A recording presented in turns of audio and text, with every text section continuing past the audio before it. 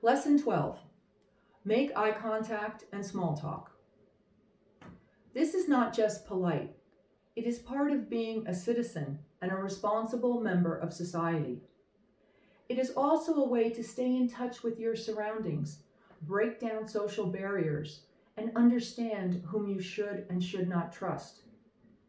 If we enter a culture of denunciation, you will want to know the psychological landscape of your daily life.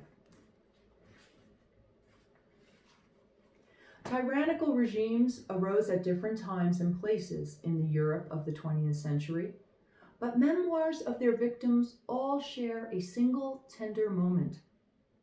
Whether the recollection is of fascist Italy in the 1920s, of Nazi Germany in the 1930s, of the Soviet Union during the Great Terror of 1937 to 38, or of the purges in communist Eastern Europe in the 1940s and 50s, people who were living in fear of repression remember how their neighbors treated them.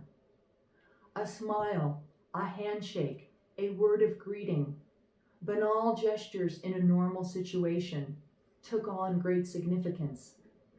When friends, colleagues, and acquaintances looked away or crossed the street to avoid contact, fear grew.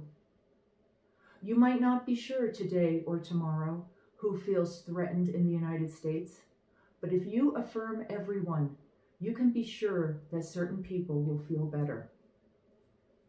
In the most dangerous of times, those who escape and survive generally know people whom they can trust. Having old friends is the politics of last resort, and making new ones is the first step toward change.